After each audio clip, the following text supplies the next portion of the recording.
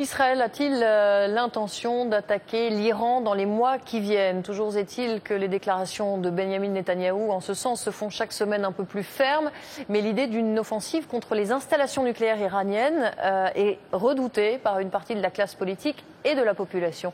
Charles Anderlin et Alon Grego sont nos correspondants en Israël. Voici le scénario du pire présenté par une chaîne israélienne. Les radars repèrent des centaines de missiles tirés depuis l'Iran et la Syrie en direction du centre d'Israël. Cette fois, au cours de l'exercice, ils sont détruits en plein vol. Mais selon les experts, le système ne pourra intercepter qu'une faible partie des milliers de missiles lancés sur Israël en cas de guerre. C'est le grand débat qui se déroule actuellement dans le pays, car selon la presse, Benjamin Netanyahou et Ehud Barak, son ministre de la Défense, auraient décidé d'attaquer le nucléaire iranien au cours des prochains mois.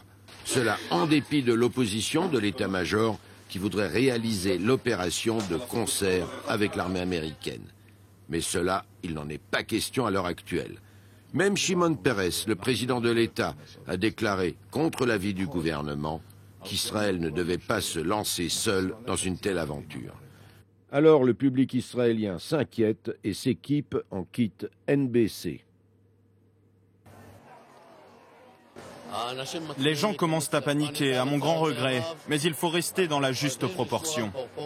Problème, il n'y a de masque à gaz que pour la moitié de la population. Dans tous les cas, la défense passive met en place un système d'alerte par texto. En recevant un message sur leur téléphone portable, les Israéliens sont censés se rendre à l'abri. La municipalité de Tel Aviv a préparé des parkings souterrains pour le cas échéant accueillir des milliers de personnes. Mais là aussi, problème, ailleurs, des centaines d'abris sont délaissés. Selon un ministre, Israël est prêt à une guerre qui durerait 30 jours et ferait 500 morts parmi les civils.